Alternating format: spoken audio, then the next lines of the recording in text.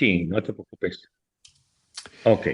Buenas tardes, mi nombre es Gerardo Otero y soy el facilitador de la Red para el Desarrollo Ecológico, Rural y Alimentario Mexicano, REDERAM. Eh, Hoy vamos a tener dos presentaciones, una de Víctor Quintana y otra de Peter Rosset, quien nos visita desde Tailandia a las 7 de la mañana para él. Y luego vamos a tener comentarios de Antonieta Barrón y de Gerardo Otero, de un servidor, que también voy a estar moderando. Entonces aquí tenemos ya la pantalla que nos comparte Víctor. Entonces, adelante, Víctor. Bueno, no voy a hacer ninguna introducción del antes de los movimientos o antes de la cuarta transformación. Voy a ir a algunas hipótesis de lectura de los movimientos durante la cuarta transformación. Uh -huh. En primer lugar, desde antes de la cuarta transformación hay un proceso de cambio multidimensional en el campo mexicano. Cambios tecnológicos, demográficos, culturales, económicos, que en algunas partes del país ya están rompiendo esa tradicional división campo-ciudad, una nueva ruralidad que tiene muchas nuevas aristas. Hay la vigencia del Tratado de Libre Comercio, la integración económica global, han generado una mayor y desequilibrada diferenciación regional. Tenemos, siguen siendo una agricultura empresarial altamente productiva, ubicada en el noroeste del país, en el norte, centro, occidente, productora de granos, cultivos de exportación, forrajes y ganado.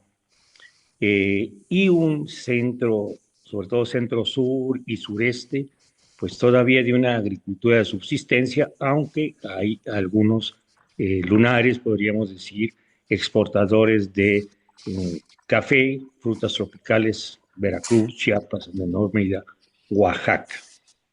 El centro sur, pues, una agricultura campesina de subsistencia y gran expulsor de mano de obra jornalera, tanto para los primeros estados que señalaba ahorita, los de agricultura empresarial, ya sea para el mercado interno, ya sea de exportación, o incluso para los Estados Unidos. Esto ha generado una dinámica de una transformación muy acelerada en el campo, y habría que agregar también, bueno, ahorita voy a agregar otros puntos más, las remesas. Perdón. ¿Cuáles son los principales factores de la transformación últimamente? La globalización económica, ¿sí? La integración total. Si podemos ver las cifras, no quiero meterme en eso, cómo México ya tiene una balanza agroindustrial netamente superavitaria, después de haberla tenido deficitaria. El desarrollo tecnológico, también la biotecnología. Otro factor de cambio acelerado es la actividad extractivista en los espacios rurales, sobreexplotación y acaparamiento del agua, la minería, sobre todo la minería a cielo abierto, tala legal e ilegal por parte del crimen organizado, sobrepastoreo, proyectos turísticos, proyectos residenciales y la apertura de nuevos ductos, sobre todo en la parte norte y noroeste del país. Otro factor de cambio importante en el campo de transformación es la presencia del crimen organizado, que genera desplazamientos forzados. Yo diría, influye en el cambio climático. Su participación en la tala ilegal, en la extracción ilegal de agua es importante. Robo de activos productivos y de cosechas, cobro de piso a los exportadores, como sea en el caso de Michoacán, por ejemplo, abandono de actividades productivas por parte de pequeños productores. Bueno, si alguna vez existió el movimiento campesino como actor unitario, ya no se ve, ya no existe en México. Hay una diversidad de movimientos en el espacio rural atravesados por contradicciones de clase.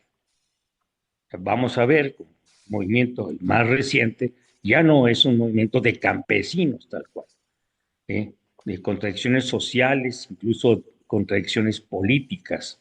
Ahora se están moviendo también los campesinos de derecha, podríamos decir, los campesinos más cercanos al PAN y al PRI, sobre todo en el norte y noroeste del país. En estos movimientos que se ven en el campo mexicano últimamente, es posible distinguir dos proyectos de campo, ¿sí? De alimentación y de sociedad. Un proyecto productivista que sigue siendo el dominante, empresarial, agricultura intensiva, ya sea para el mercado interno o para la exportación, uso intensivo de agroquímicos, eh, sobreexplotación de recursos naturales, exportación, y un proyecto agroecológico dirigido a la soberanía alimentaria, al cuidado de la naturaleza, a la agroecología, con una base comunitaria muy fuerte, ya sean de comunidades campesinas o comunidades rurales o comunidades indígenas. Esto se ha ido intensificando los últimos años, esta contradicción o esta yuxtaposición y a veces contradicción. Cuatro, hay un cambio significativo en la relación de los actores rurales con el Estado a partir del primer gobierno de la 4T, el Andrés Manuel López Obrador. El gobierno federal comienza a rechazar el tratar con grupos y organizaciones ya constituidos, coordinadoras, las organizaciones tradicionales, que la CEMPA, que la CNC, que la CODUC, etcétera, el plan UNORCA, y le da preferencia a la relación con las personas productoras sin intermediarios de ninguna clase, más que los mismos que establece el propio gobierno federal. A diferencia de años y regímenes anteriores, hay un escasísimo poder de decisión de instancias locales del gobierno federal. Anteriormente, las instancias locales de la reforma agraria, de la Secretaría de Agricultura, tenían algún margen de maniobra o incluso de acerca, de liconza, tenían cierto margen de maniobra y de decisión. Ahora hay mucho más centralización de las decisiones que hace que los actores locales tengan mucha dificultad para hacer gestoría y lograr reivindicaciones únicamente en el espacio local o regional. Hay una atención preferente, vamos a ver enseguida, por parte del gobierno federal. Vas para adelante en vez de para Bueno, atrás. sí, bueno, ahí va.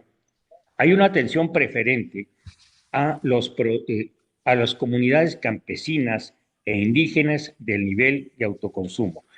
Por el bien de todos, primero los pobres, se traduce por un cambio drástico de orientación de los programas oficiales hacia el campo, hacia los campesinos con poco hectariaje, a los campesinos y comunidades indígenas más pobres, sobre todo, decíamos, de Mesoamérica, no tanto de Aridoamérica. Y por otro lado, hay poca o nula atención a productores de temporal del norte que a productores comerciales medios y grandes, tanto del norte, noroeste, noreste, occidente del país. Esto tiene sus consecuencias en los actores rurales. Se da un proceso de debilitamiento de organizaciones y coordinadoras campesinas. Hay una pérdida de interlocución y de capacidad de gestión ante el gobierno federal. El gobierno federal, bueno, hay una drástica reducción de recursos y programas al campo por parte de la Secretaría de Agricultura, gran buena parte de estos recursos se dan ahora a través de la Secretaría del Bienestar o incluso los que se dan a través de la Secretaría de Agricultura, se dan dentro de un área que es la coordinación de bienestar. Son fertilizantes para el bienestar y producción para el bienestar.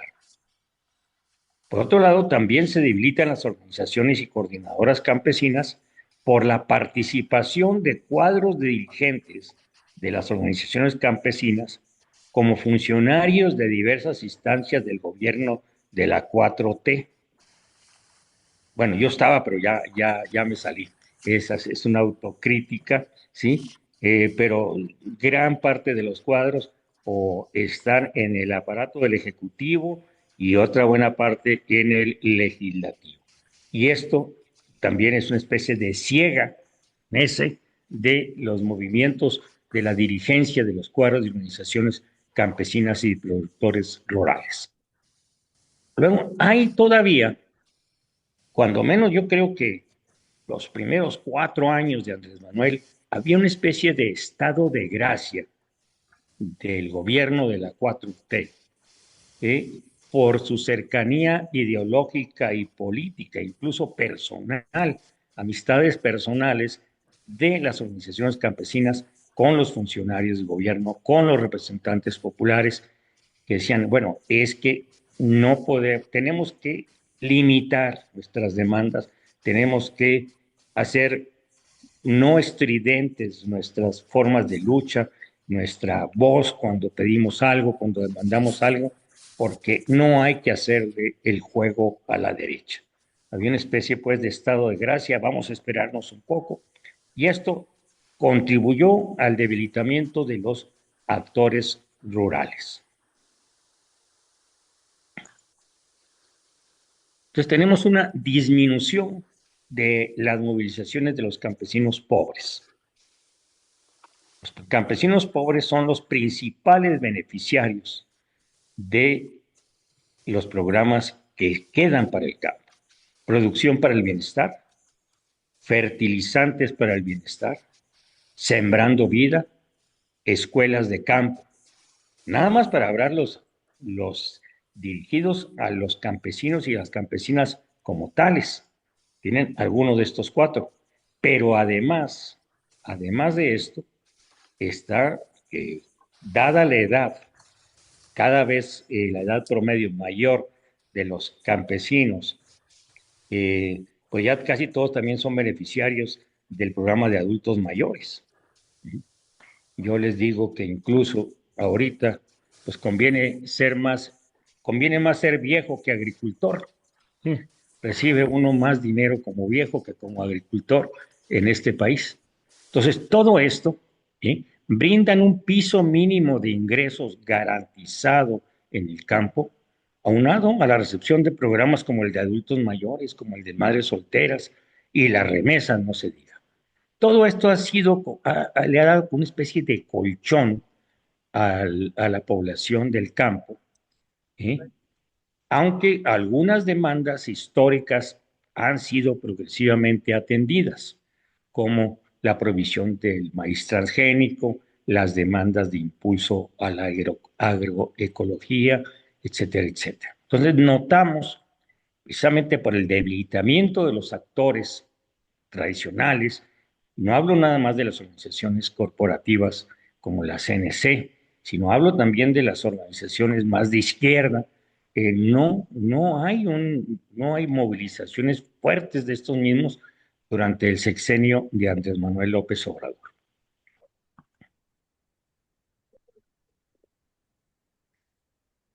Donde reside el mayor dinamismo estos años son en los movimientos de raíz comunitaria o indígenas.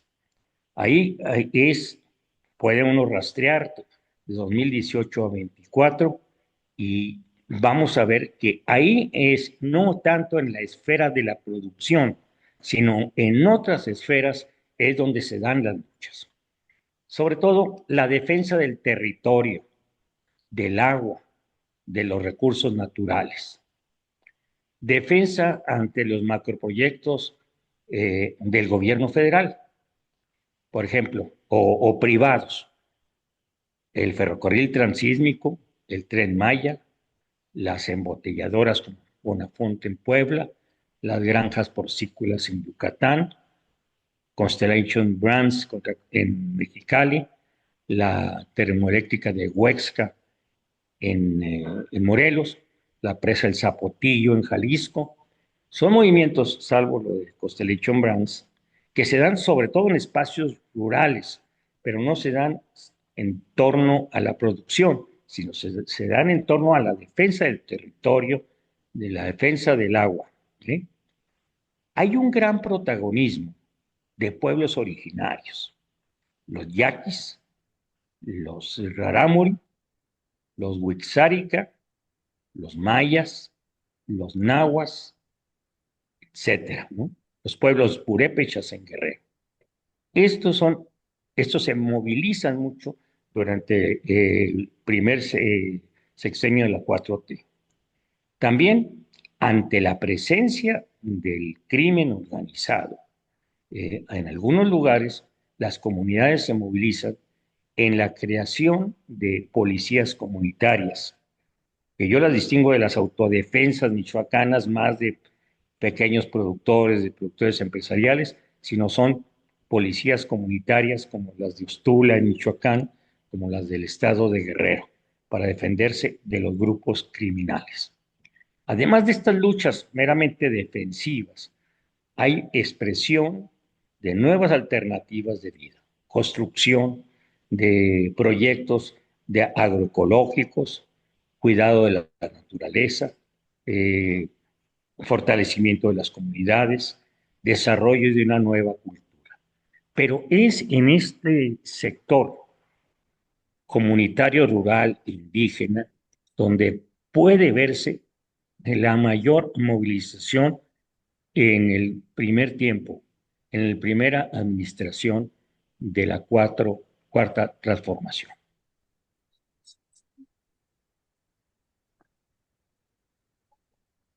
Al final no solamente al final, se dan dos movimientos importantes de las clases medias rurales, sobre todo del norte.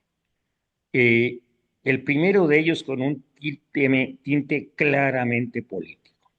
Son los agricultores del centro sur del estado de Chihuahua, del distrito de riego 005, contra la extracción de agua de la presa de la Boquilla para el pago del Tratado Internacional de 1944.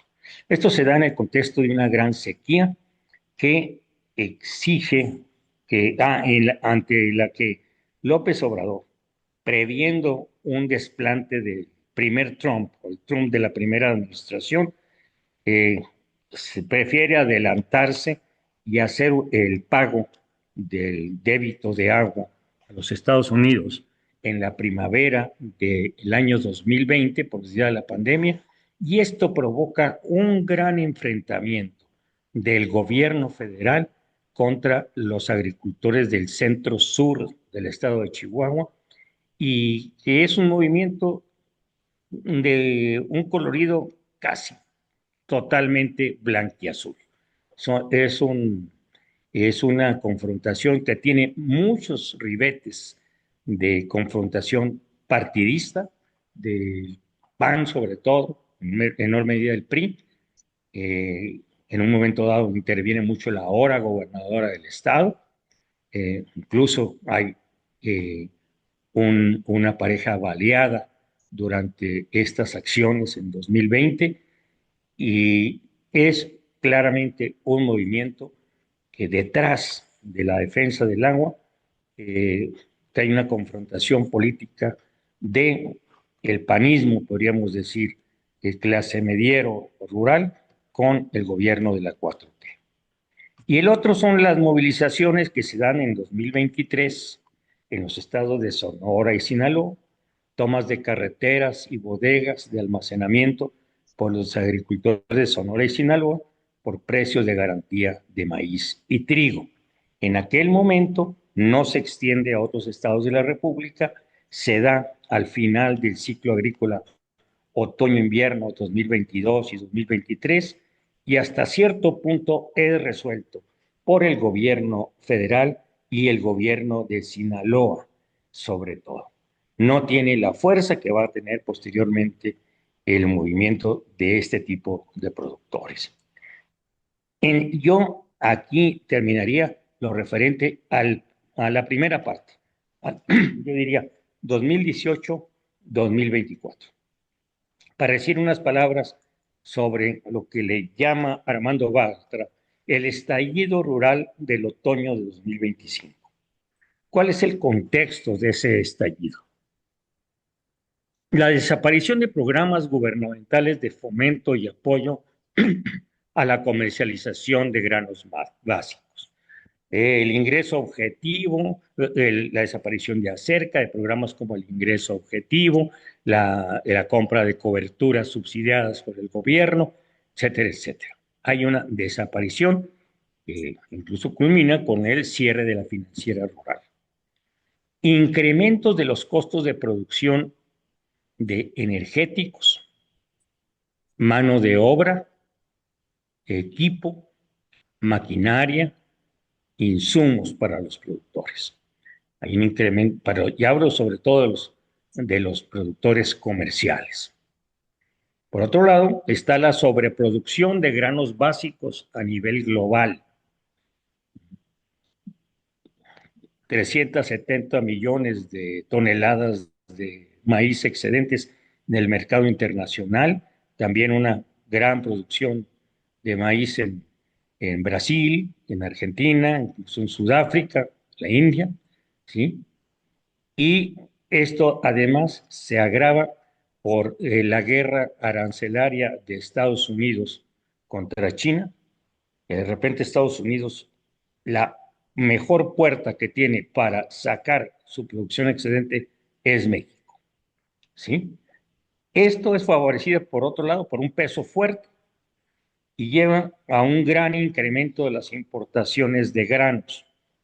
México bate récords en importaciones de maíz el año pasado, y no solamente en maíz amarillo, más de 24 millones de toneladas, sino también de maíz blanco, 1 millón de toneladas, ¿sí? Eh, y esto obviamente da una gran baja, produce una gran baja en los precios al productor de maíz, trigo, frijol, sorgo, soya, etcétera. Además de todo este asunto, de todos estos asuntos más bien ligados a la producción, a la comercialización de los granos básicos, aquí no hablamos de los aguacateros, no hablamos de los agaveros, más bien hablamos de productores de granos básicos. Hay un asunto que se entrevera al final y que va a generar también algo de movilización. Son las iniciativas de reforma de las leyes hídricas. La Ley General de Aguas, que se promulga, que se elabora por primera vez, y las reformas a la Ley de Aguas Nacionales. Una primera reglamentaria al artículo 27 constitucional y la otra reglamentaria del artículo cuarto constitucional. En este contexto se va a dar a partir de las primeras semanas de octubre, más o menos como el 11 de octubre, esa gran movilización rural del otoño del año pasado. ¿Cuáles serían los componentes? Primero, ¿quiénes se movilizan? Tenemos una movilización de agricultores comerciales, medianos y grandes, ya totalmente integrados al comercio, ¿sí? La mayoría de riego, pero también hay algunos productores muy eficientes de temporal, como los de maiceros de Jalisco, como los frijoleros de Zacatecas. Y algo muy importante, se unen a esta movilización los transportistas de carga de todo el país. ¿En dónde se dan las movilizaciones? En las regiones de agricultura comercial más dinámica: Noroeste, Baja California, Sonora, Sinaloa. Norte, Chihuahua, La Laguna, Tamaulipas. Occidente, Jalisco, Zacatecas, Michoacán, Bajío, Guanajuato, Querétaro. Centro, Pueblo y Tlaxcala, aunque también hay movilizaciones en Veracruz. ¿Cuáles son las demandas básicas? Primero, precios de garantía para el maíz, frijol, trigo y sorgo. Establecimiento de precios de garantía y obviamente también mecanismos para la compra, oficiales para la compra de esos precios. No inclusión de los granos básicos en la negociación del tratado México, Estados Unidos y Canadá, y que no se coticen, ligado a esto, los granos básicos de acuerdo a la Bolsa de Chicago. Los transportistas demandan, ante todo, seguridad en las carreteras. Y esto les resuena mucho a los productores porque gran parte de lo que transportan los transportistas, valga la redundancia, son las cosechas, son los limones de Michoacán y los aguacates de allá mismo, es el maíz o el frijol, etcétera, etcétera. Por esto hay tanta solidaridad de los dos sectores. Y luego, en un segundo momento, un buen número de productores se suman cuando empiezan a conocer el proyecto de ley de la Ley de Aguas Nacionales y la Ley General de Aguas. ¿Y por qué? Porque les parece un proyecto demasiado restrictivo, porque les parece que es represor por parte del gobierno federal, porque algunos sienten y otros fomentan ese sentimiento de que se les van a quitar sus concesiones de agua, que ya no van a tener certidumbre para hacer inversiones, porque, y sobre todo las concesiones de agua del subsuelo, no van a durar o se las pueden quitar en cualquier momento, etcétera, etcétera. Y desde algunos sectores, incluso esto se ve como, como se veía en tiempos de Echeverría, que decían que íbamos al socialismo, dicen, vamos al socialismo en materia hídrica. ¿Eh? Ya las concesiones todas las va a tomar el gobierno, siendo que son concesiones, no, eh, no, ¿cómo se llamaría? Eh, son, el gobierno concede el uso, no son donaciones. ¿Cuáles serían los Vamos componentes cerrando, Víctor. Un minutito. referentes organizativos? Hay un referente nuevo, Frente Nacional por el Rescate del Campo Mexicano, Movimiento Agrícola Campesino, la Asociación Nacional de Transportistas, otros referentes de carácter regional o local, aunque el que suena más es el Frente, no todos están en el Frente, ¿eh? Los del Bajío no están en el frente, los de Jalisco tampoco. Acciones principales: tomas y bloqueos de carreteras, vías férreas, oficinas gubernamentales, almacenes, puentes internacionales, hasta en 20 entidades de la República de octubre a diciembre de 2015. Logros hasta el momento: aumento relativo de precios del maíz en Jalisco y Michoacán y Guanajuato, aumento limitado del precio del frijol en Zacatecas y Durango, apertura de centros de acopio, mecanismos de seguridad para transportistas en las carreteras federales, modificación de las iniciativas de leyes hídricas. Son los logros hasta el momento. Y ahí terminaría. Muy bien, Muchas muchas gracias. gracias, Víctor. Si quieres dejar de compartir. ¿Sí? Un momento. A ver, ahora creo que Peter, no sé si estabas pidiendo permiso de compartir, dale.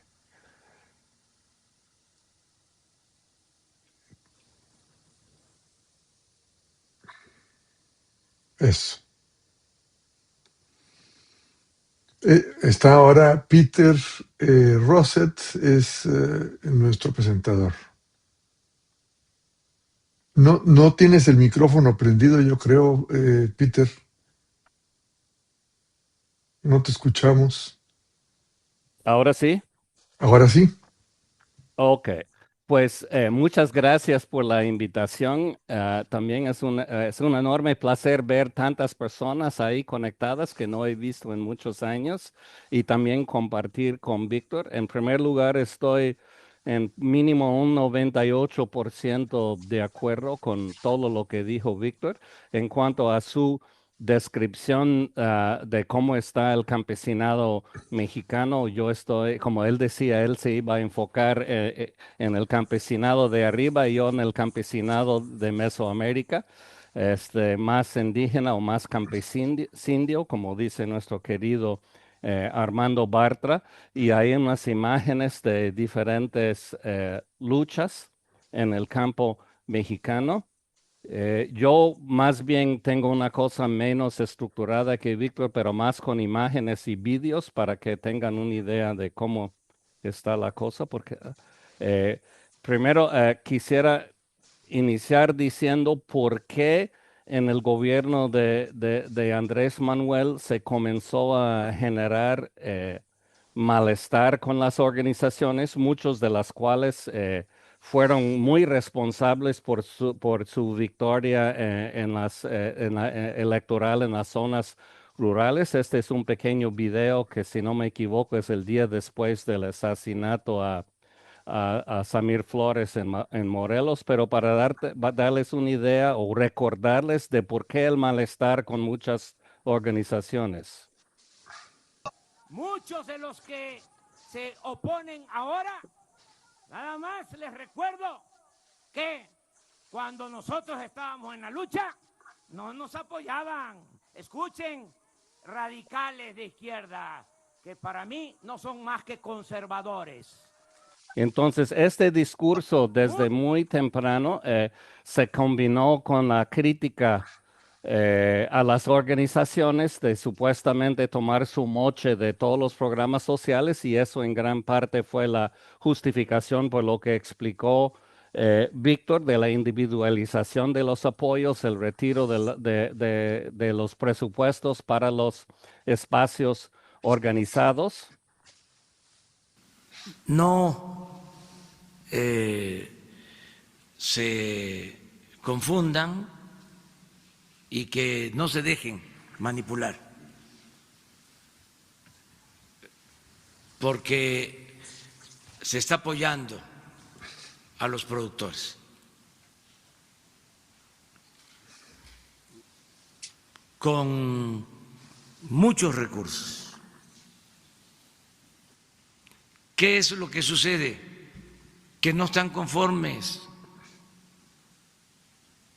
algunos líderes de algunas organizaciones, no están conformes con el método de distribución de recursos, porque ahora ya no se entrega el apoyo a las organizaciones, así de claro, y no se entrega el apoyo a las organizaciones porque no llegaba el apoyo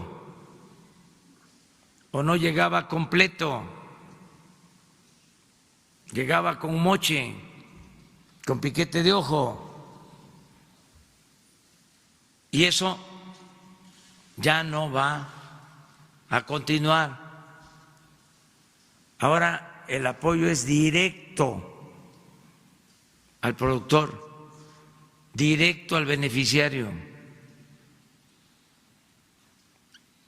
Entonces, pues esto generó mucha desconcertación, por ejemplo, entre todas las organizaciones del Plan de Ayala para el siglo XXI, de la primera campaña de su victoria electoral, que esperaban que se iban a aumentar los presupuestos para el campo, se iba a apoyar a las organizaciones, y todo lo contrario.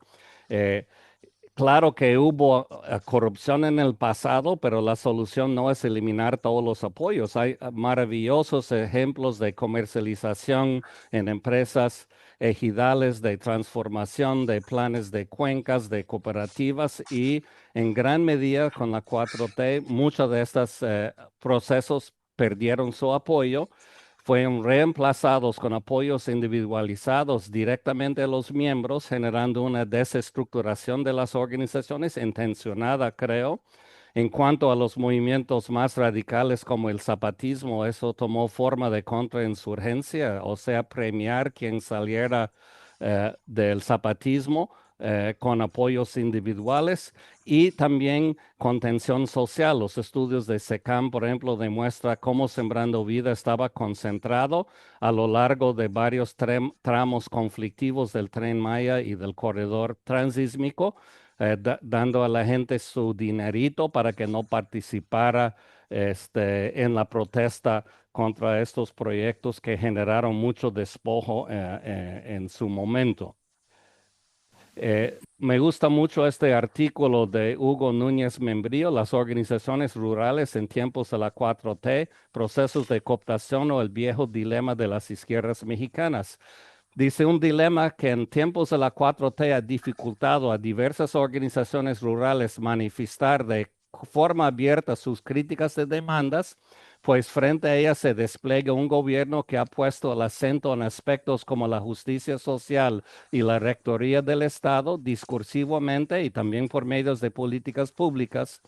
De este modo, la tensión entre diálogo y conflicto tiene su punto más intricado en tanto dilema cuando algunas de esas asociaciones quieren distanciarse políticamente del actual gobierno y no logran resolverlo, ya que dentro de la 4T encuentran rasgos que les resultan sumamente familiares, que como nos explicó Víctor, y en este artículo se profundiza como muchas organizaciones tardaron mucho y algunos todavía tardan, insatisfechos y en privado bien negativos sobre las políticas para el campo, pero no queriendo expresarse, con el sueño antes de que alguna mañana amaneciera Andrés Manuel o ahora Claudia, decir, todo es un error, vamos a cambiar la política y devolver los presupuestos a las organizaciones. Entonces, eso ha tenido un efecto de contención social para muchas organizaciones campesinas y ha sido una situación muy tensa. Aquí hay la clausura del primer Congreso Nacional de Agroecología de México, con en aquel momento subsecretario frente a un público entre investigadores y gente de organizaciones campesinas y indígenas. De las controversias a la no injerencia. Para esos que no ven las cosas tan bonitas, les gustaría que la posición del gobierno mexicano fuera de alineamiento a Estados Unidos y al intervencionismo en Venezuela. No ven cambios, no ven cambios. Quieren que todo sea bonito de la noche a la mañana y esperar a que el gobierno haga todo correcto y perfecto sin contradicciones. ¿Y cuál es el papel de ellos? Fueron pasivos y no participaron en el cambio del 1 de julio y ahora exigen desde la pasividad de la ultraizquierda conservadora que todo se haga perfecto. El pueblo está confiando y cada vez más en el gobierno de la Cuarta Transformación. Fíjense cómo se expresa el ultraizquierdismo conservador. No sabe dialogar. No sabe dialogar el ultraizquierdismo conservador que le gusta estar en el statu quo porque no está con el pueblo transformando su realidad. El papel de un revolucionario es hacer la revolución y no estar analizando y criticando, esperando ¿cuándo van a hacer esto? ¿Y por qué no han hecho aquello? ¿Y por qué hicieron esto? ¿Y por qué no lo han hecho?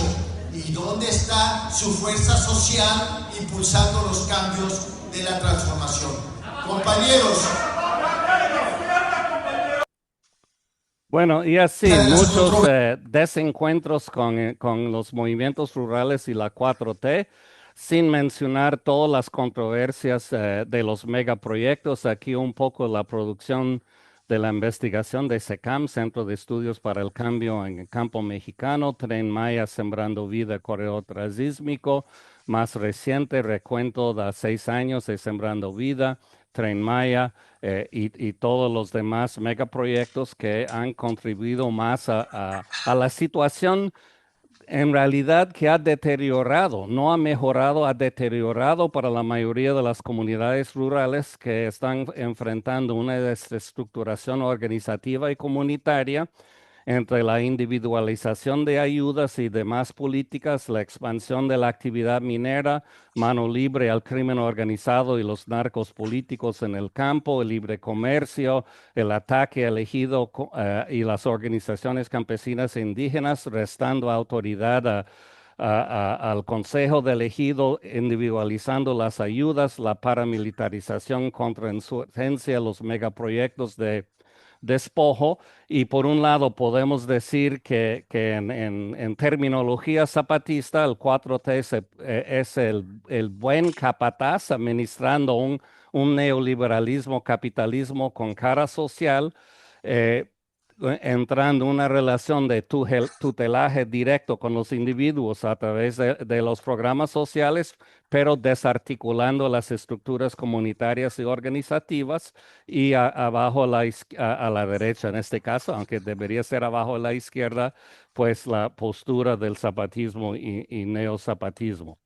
En este contexto voy a presentarles tres procesos: el proceso de la Vía Campesina México, el proceso del zapatismo y el proceso del Congreso Nacional Indígena a grandes rasgos, pero la 4T en cuanto como resultado de muchos intentos de dividir y desmovilizar a las organizaciones, hay una parte de lo que se llama Vía Campesina México que se organiza más o menos en resistencia a las políticas de la 4T, juntándose muchas organizaciones para crear un Instituto Agroecológico Latinoamericano México, que es una serie de universidades campesinas indígenas a nivel comunitario en las diferentes comunidades a largo y ancho del país, que se unen a nivel nacional con un análisis basado en los valores y principios y posiciones de la Vía Campesina Internacional, en los valores de la comunalidad, comunitarios mexicanos, y sí con una crítica bastante fuerte a la 4T, que muy recientemente, hace unos días, 17 organizaciones firmaron la declaración de la Sierra Juárez con un diagnóstico del campo mexicano en 22 a 24 de enero, en donde dicen estas organizaciones que en nuestros territorios se intensifica un modelo económico extractivo y devastador. Los megaproyectos reordenan el territorio para atraer capitales.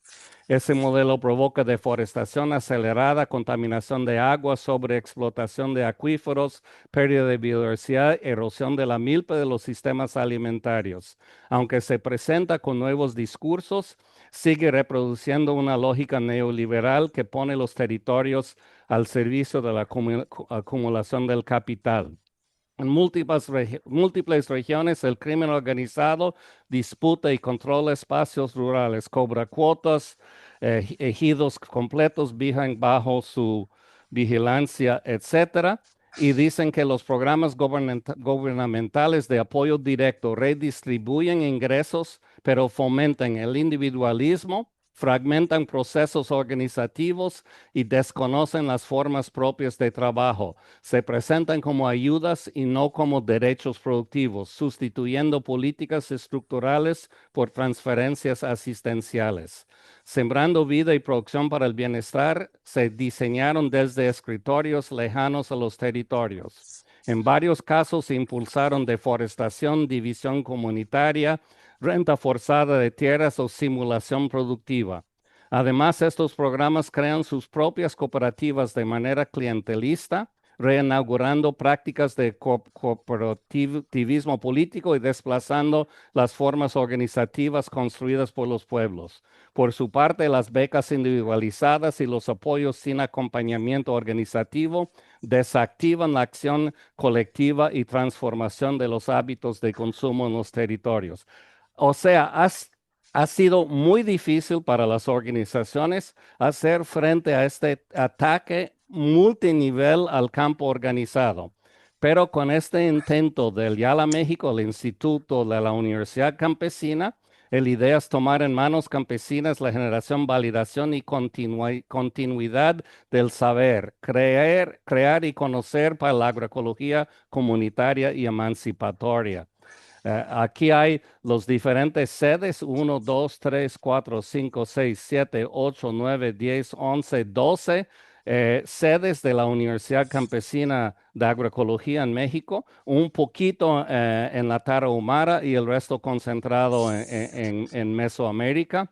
Las organizaciones que participan desde la UNORCA, UCIRI, la Red Mayense de Guardianes, la Pastoral Indígena a nivel nacional y otros que participan en este proceso, en donde la idea es que el territorio es maestro y se aprende dialogando con el territorio, con encuentros comunitarios para reflexionar, construcción colectiva de conocimiento, la UNORCA en Atoyac, la UNORCA en Michoacán, la UNORCA en Chilapa, donde la idea es frente a la agroecología individualizada de convencionalismo agroecológico, de sembrando vida y producción para el bienestar, contraponer una agroecología comunitaria emancipadora con protagonismo de campesinos y no de técnicos, recuperación de saberes,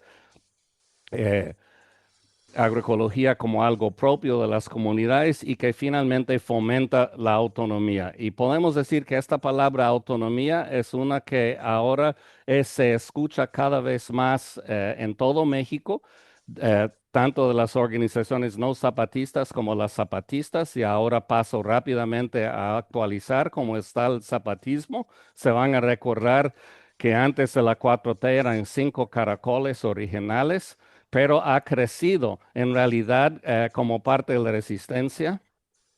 3. Expansión territorial 2019-2023. En un anuncio sorpresivo, el zapatismo demostró que su base de apoyo había crecido a pesar del cerco militar. 2019. Se anuncia la creación de 7 nuevos caracoles y 4 nuevos municipios autónomos, sumando un total de 43 instancias de autogobierno. Este crecimiento se llamó Samir Flores Vive.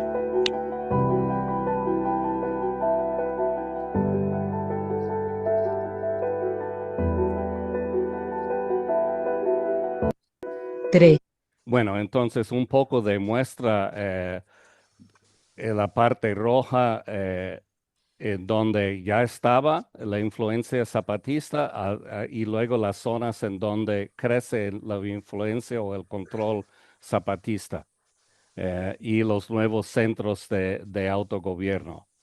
Está usted en territorio rebelde, nuevo poblado Caracol 10, uno de los nuevos caracoles. Y también recientemente se anunció una radical reorganización del zapatismo. 4. La reorganización actual, del 2023 al presente. En noviembre del 2023, el EZLN anunció la desaparición de los municipios autónomos y las juntas de buen gobierno, para dar paso a una estructura más horizontal y local. Estructura actual. Gobiernos autónomos locales. La base fundamental en cada comunidad es la democracia directa en el nivel más básico. Colectivos de gobiernos autónomos zapatistas. Coordinan varios gobiernos autónomos locales. Aquí se discuten temas de salud, educación y justicia a nivel regional.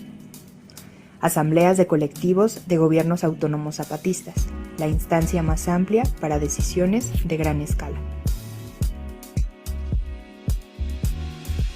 Esta descentralización zapatista ha sido parcialmente explicado por la necesidad de descentralizar la defensa, porque todo el territorio rural de Chiapas ha sido ocupado por el narcotráfico bajo la 4T y los narcogobernadores de Morena del estado de Chiapas, y también para en esta autodefensa las comunidades comenzar a construir la autodefensa entre zapatistas y no zapatistas. Así que hay mucha participación ahora en las GALES, los gobiernos autónomos locales, tanto de comunidades zapatistas como no zapatistas, y varios casos interesantes de resistencia conjunta frente al crimen organizado, que es lo que viene antes del despojo para la minería y los otros proyectos extractivistas del capital. O sea que el narco es el brazo armado del capital en la expansión en los territorios. A pesar del veto mediático del zapatismo y que siquiera en la Ciudad de México la gente sabe que todavía existe, el zapatismo y la resistencia y sus alianzas con los zapatistas ha seguido creciendo en los territorios. Y Vamos viendo cerrando, rápido, Peter, sí, por ya favor. casi estoy en los últimos.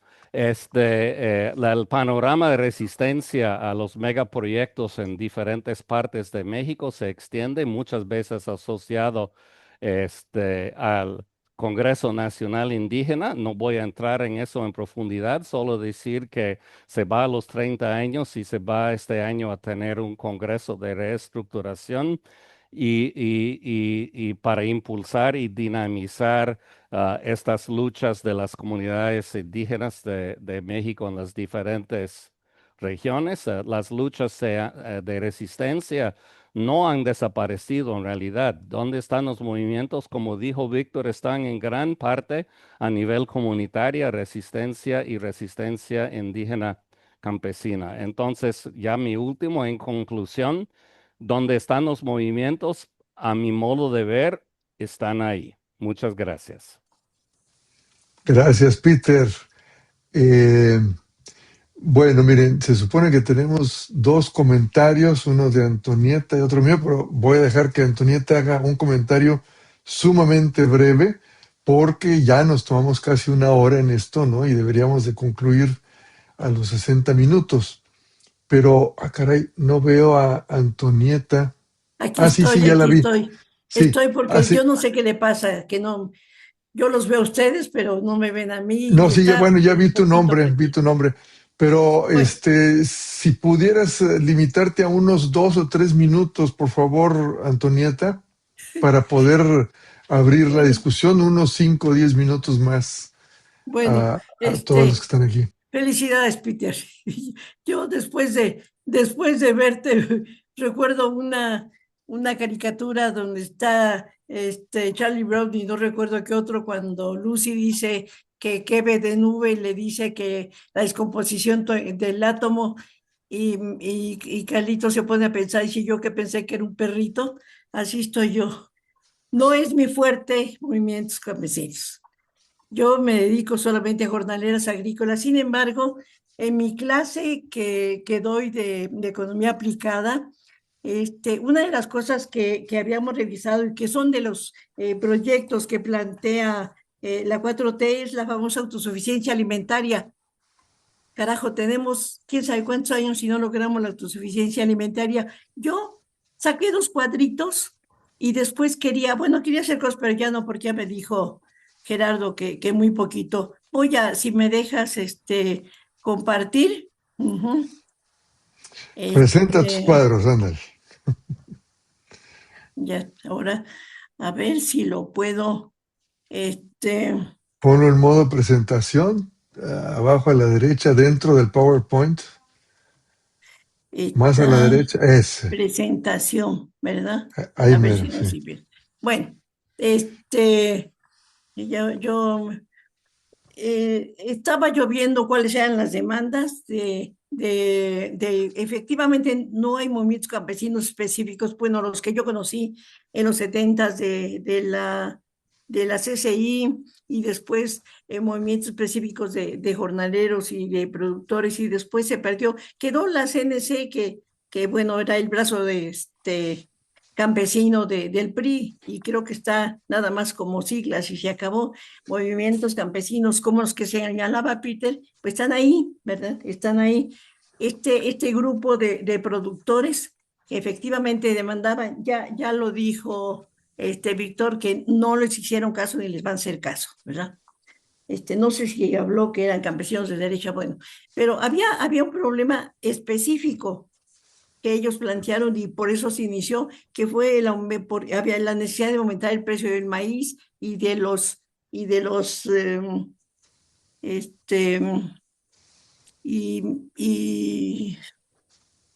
bueno, yo no recuerdo más que otras cosas, pero entonces la respuesta fue dar apoyo solamente a algunos campesinos. Decía Víctor que Sembrando Vida apoyó a los productores.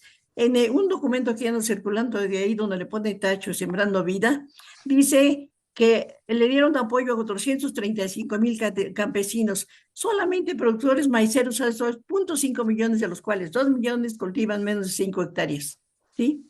¿Para qué sirvió entonces Sembrando Vida? Si de todos modos andamos en la misma. Y los productores medianos o grandes, lo que sea, estaban demandando un aumento de precio por todas las presiones que había, y solamente aumentaron el precio en Jalisco, Michoacán y Guanajuato. Y hice por ahí un cuadrito que, bueno, me dejó así impresionada. Yo como, por ahí me decía un maestro de hace muchos años en el Colegio de México que el número es contundente. Saqué una diferencia de Siacón en la producción de maíz 2023-2024.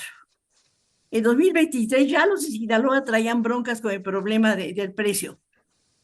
Aportaban el 24% de la producción nacional de maíz y seguimos siendo la pérdida de suficiencia alimentaria. Jalisco el 12%, Michoacán el 6%, etcétera. Eran 27.5 millones de toneladas. Con un rendimiento medio de 12 toneladas. Con las broncas que hay de costos de producción y de precios que nada más se lo dieron a Jalisco y Michoacán, ¿verdad? En 2024, miren lo que pasó, ¿sí? Sinaloa redujo la producción a la mitad, ¿sí? De 6 y tantos millones que yo no sé cómo se le hace para atrás, de 6.6 millones de toneladas que produjo en 2023, para 2024 bajó a 3.3 y perdimos todavía más autosuficiencia alimentaria, de 27 y tantos millones a 24 millones. Es un escándalo, por el amor de Dios, ¿sí?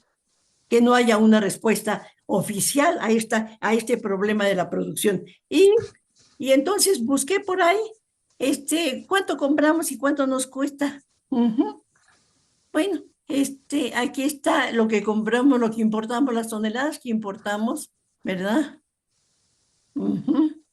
Y aquí está lo que importamos, 2019, 16.5 millones de toneladas, y para 24, no encontré 25, pero ha de estar arriba de los 23. 23.8 millones de toneladas, ¿verdad? Esto es lo que pagamos, este fue el precio medio por tonelada, ¿verdad? En dólares y al tipo de cambio.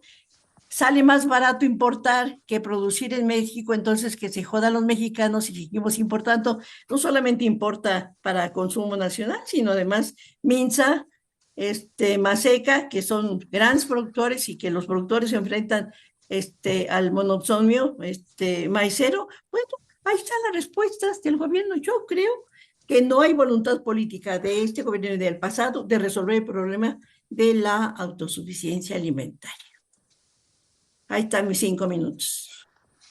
Muy bien. Bueno, gracias. Yo voy a pasar y voy a tomar unas 3 preguntas, si se puede, o intervenciones, y nos quedamos unos 5 o 10 minutos más para poder discutir un poco. Pueden dirigir sus preguntas a Víctor o a Peter, o clarificaciones para Antonieta. Entonces, si alguien quiere intervenir.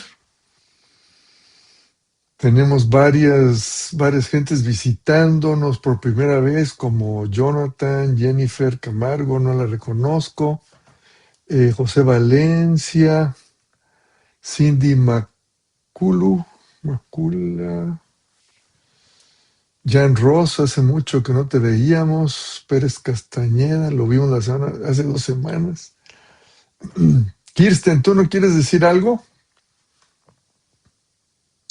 Ya que tú sabes mucho sobre maíz. Nomás que... Sí, Kirsten es la fuerte del maíz. O sea, es un dilema, obviamente, ¿no? O sea, para el Estado, si va a subsidiar la producción nacional cuando el precio internacional está tanto por debajo de lo que cuesta producir nacionalmente, ¿no? O bueno, tal vez el decano de los estudios agrarios en México, Hubert, no sé si quieras comentar algo a lo que se dijo. Tú que has estudiado mucho los agricultores del noroeste, y que bueno, pues ahorita son indiscutiblemente los productores con mayor productividad por hectárea, como 12,000 o 2 hectáreas, perdón, 12 toneladas por hectárea en Sinaloa, ¿no? Sí. Bueno, dos, Dale, Héctor. Digo, Hubert. un par de, primero muchas gracias a ambos ponentes. Yo creo que eh, la información, el análisis aportado me gustó mucho. Este, agregaría, bueno, yo tengo una gran duda, pues, eh, que estamos viviendo, creo que Víctor Quintana lo comentó al inicio, estamos frente a una nueva, para mí, una nueva revolución tecnológica, este, que a diferencia de la primera, se está imponiendo a una velocidad eh, extraordinaria. Frente a la primera revolución que duró 100 años, o no sé cuánto, una revolución lenta. Hoy en día efectivamente estamos conociendo cambios tecnológicos de enorme magnitud en un tiempo sumamente reducido. Entonces, me parece que debe de haber una relación entre estos procesos de transformación inusuales, y pues no la ausencia, porque efectivamente aquí están, Peter lo dijo bien, y bueno, y Víctor también me lo mencionó. Hay movimientos, pero locales, que no cuajan a un nivel más regional o menos a nivel más nacional. Y me parece que eso se debe tiene mucho que ver con la velocidad del cambio que nos apabulla a todos.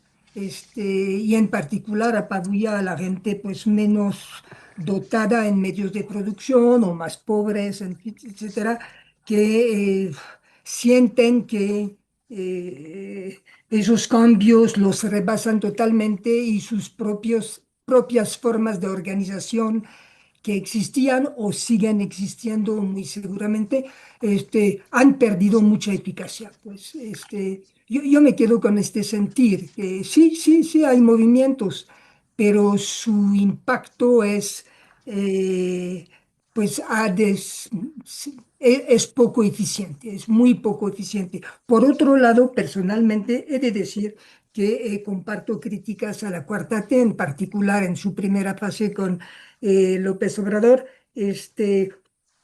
Tuvieron seguramente méritos por otro lado, pero su política con los movimientos populares en general, pues fue una política típicamente corporativista y de eliminación de las organizaciones que debían de desaparecer para que el gran dirigente nacional tuviese una relación directa con su pueblo.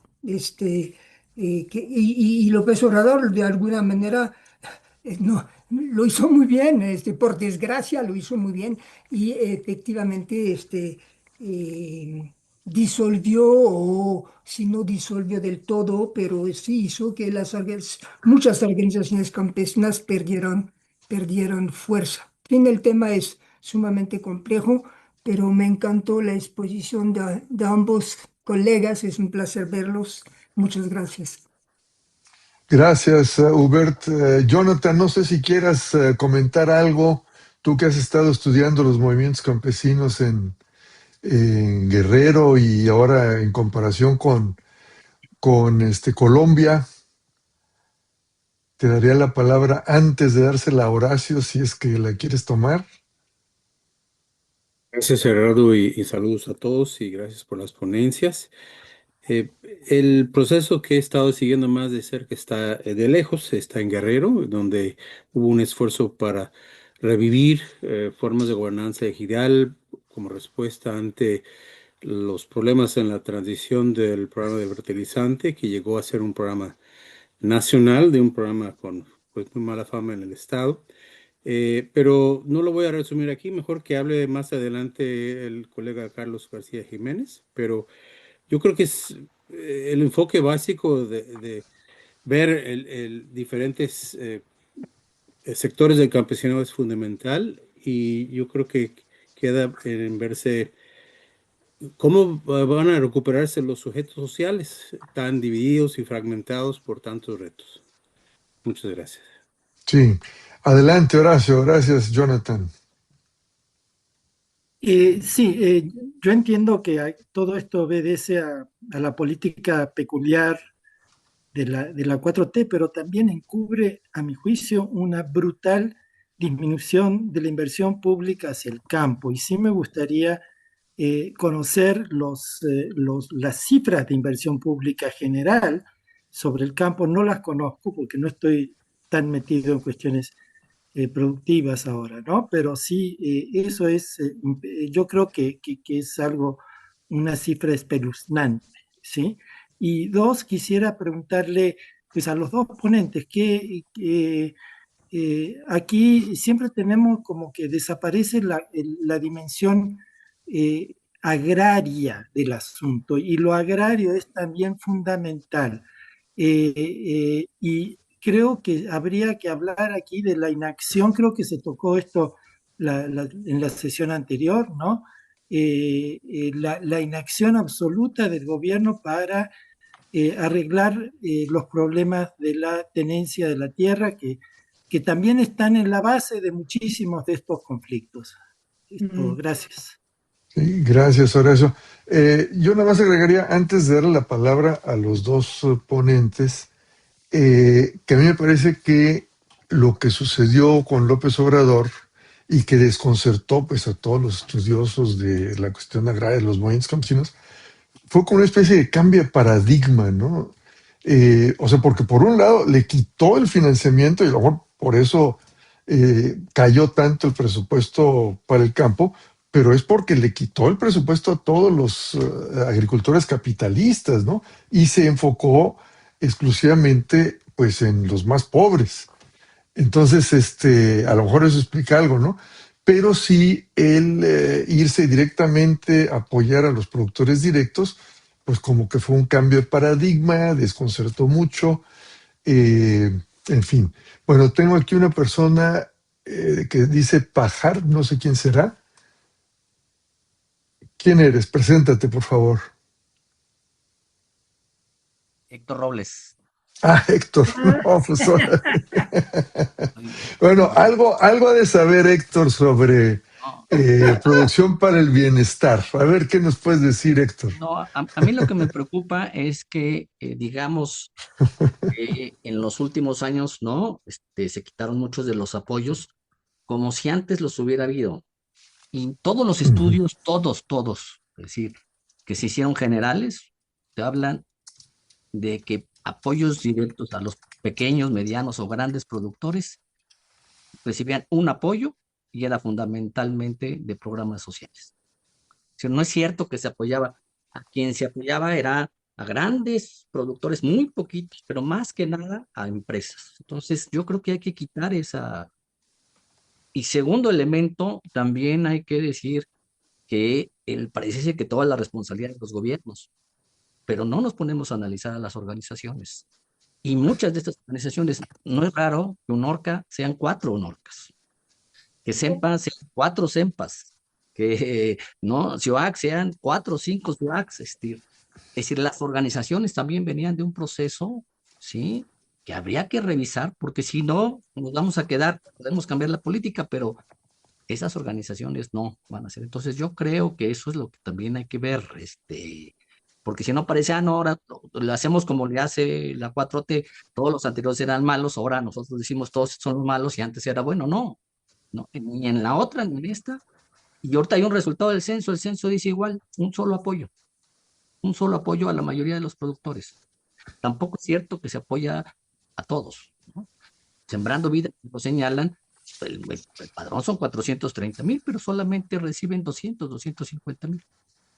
Entonces, esos son de las cosas que hay que meternos, si no vamos a generar análisis, ¿no? De que estos eran los malos y aquellos son los buenos, o los buenos son estos, y ¿no? Esta sería nada más mi opinión. Sí, gracias.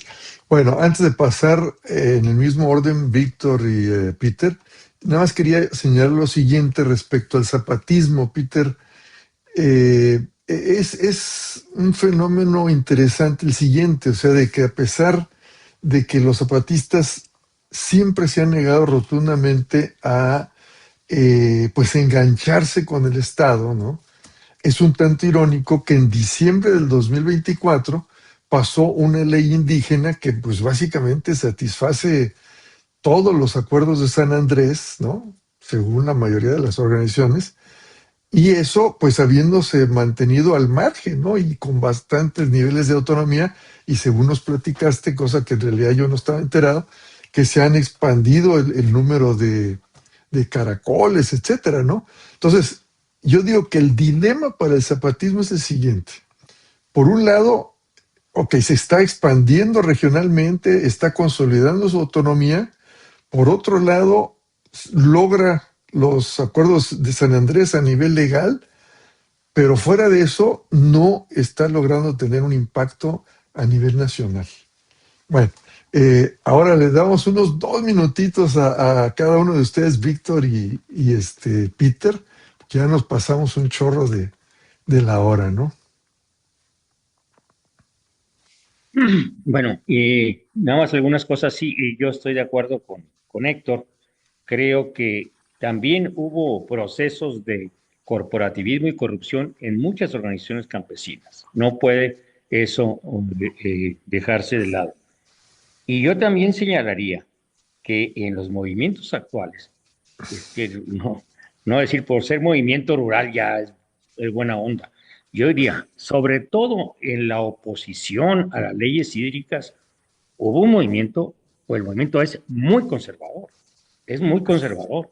Es un movimiento que dice el agua es nuestra, no el agua es de la nación, ¿no? El agua es nuestra.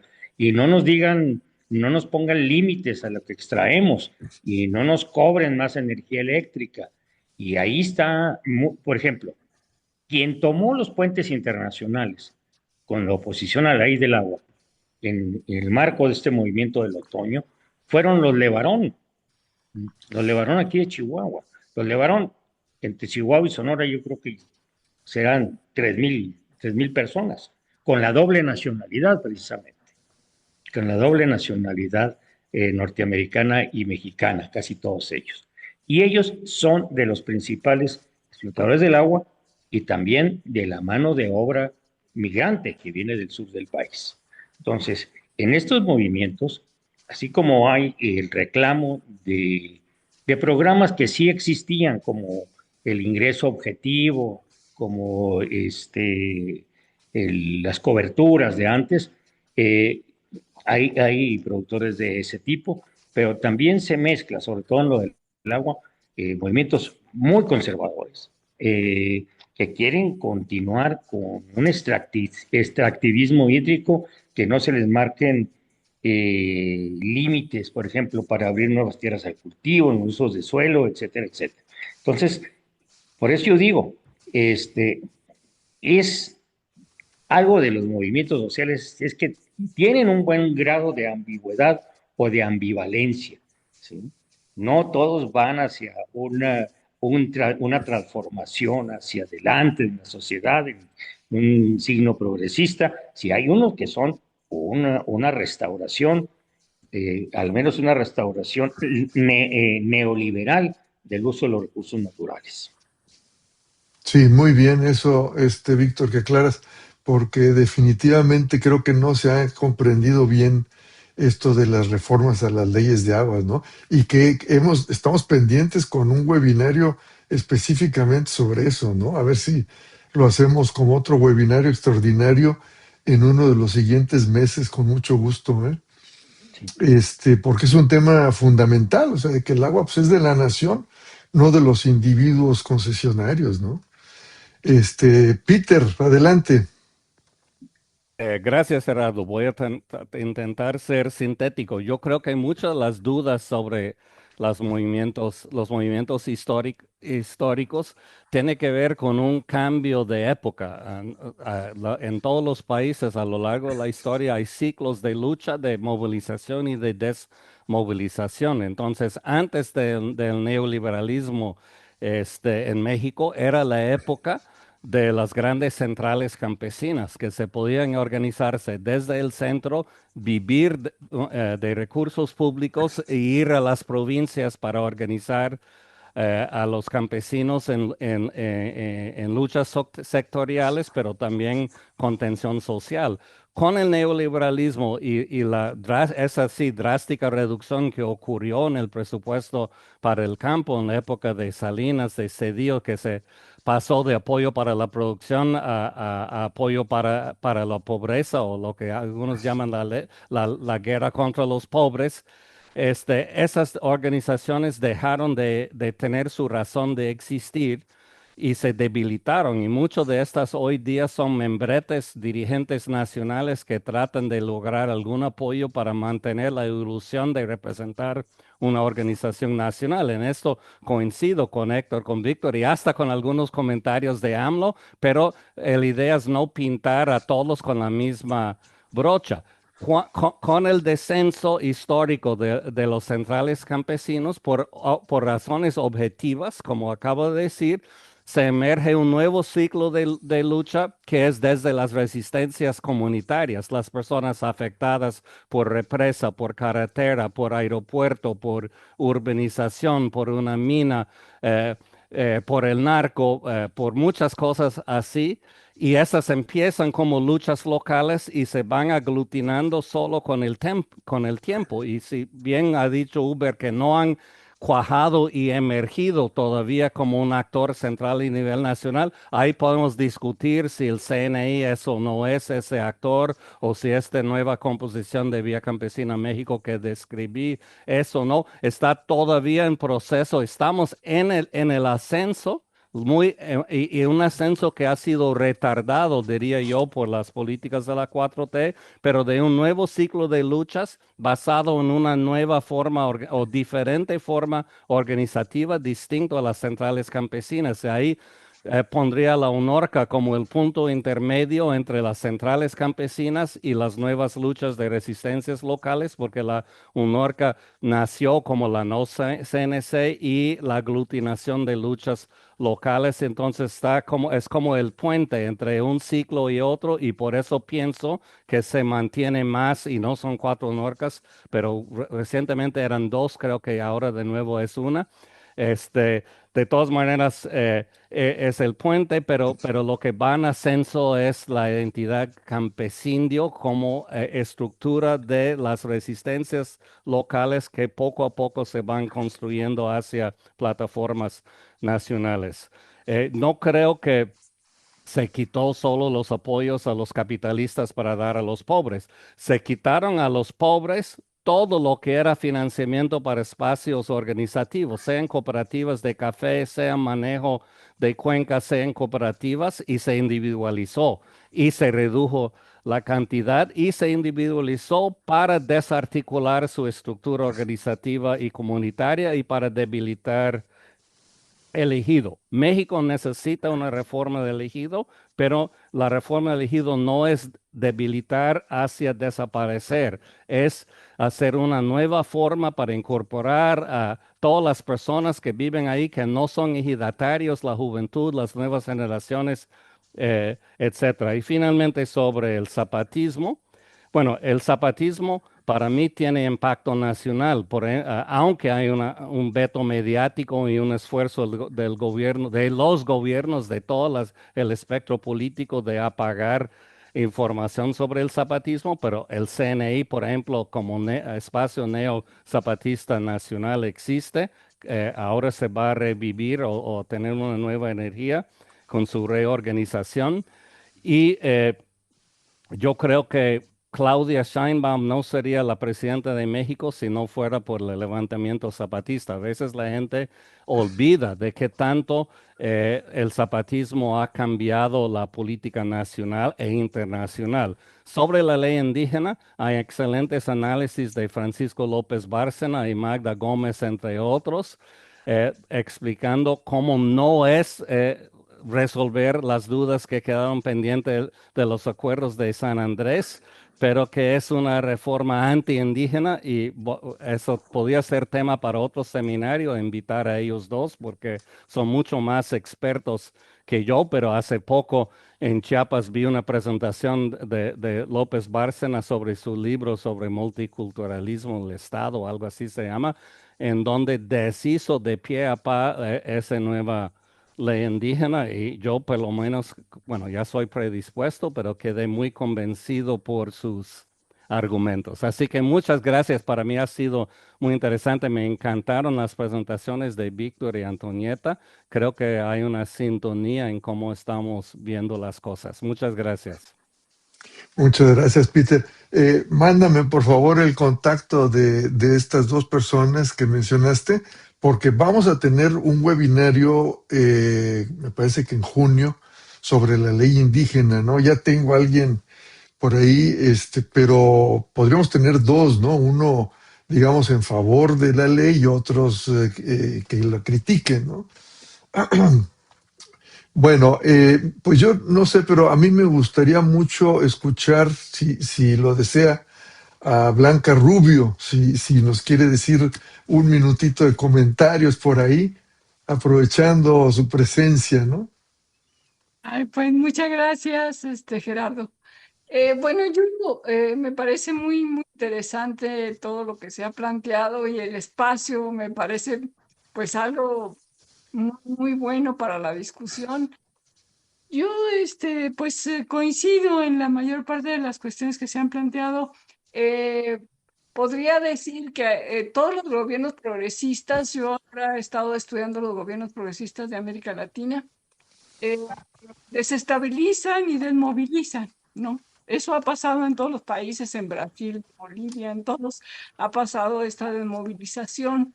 Entonces, que luego se revierte contra ellos cuando la derecha les gana, porque entonces está movilizada las organizaciones, ¿no? También se dice que López Obrador dio el dinero directamente a los campesinos. Pues, ¿cuál dinero le dio directamente? O sea, yo me pregunto, ¿cuál dinero le dio directamente? Pues les está dando producción para el bienestar, antes se daba Procampo. O sea, yo no veo que lo que antes le daba a las organizaciones ahora se da directamente a los campesinos.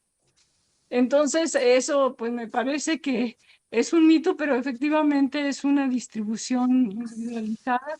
Y también lo que se observa en los gobiernos progresistas, pues es esta resistencia de las comunidades indígenas por el avance del capital, por el extractivismo, etcétera, que trajo rupturas de Evo Morales con sus bases. O sea, esto a mí me parece que pues en nuestro país está pasando esta situación que ya viene de otros países y que me parece que es muy importante conocer estas experiencias, pues sobre todo para recuperar la movilización. A mí me parece, ¿cuál es la respuesta ante un gobierno progresista?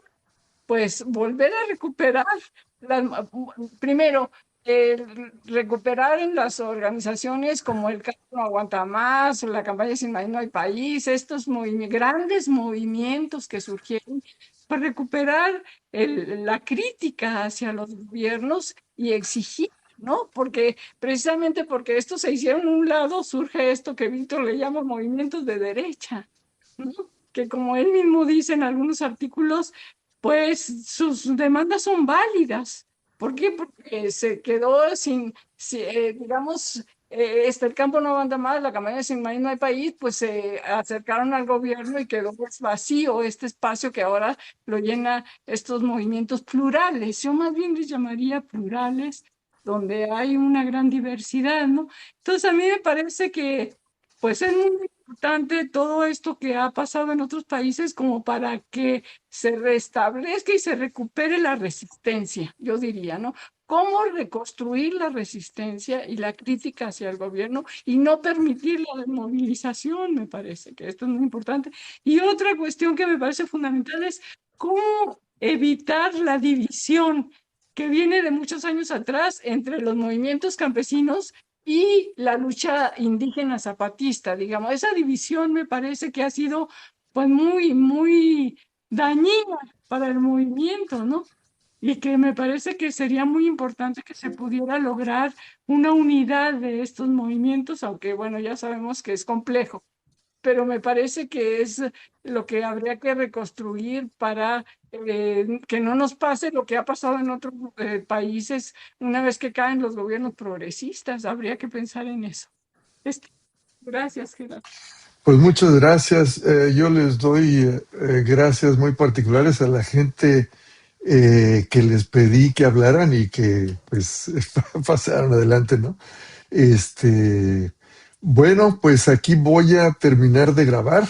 Si algunos de ustedes quieren quedarse para hacerme sugerencias, bienvenidos a quedarse. Voy a parar la grabación.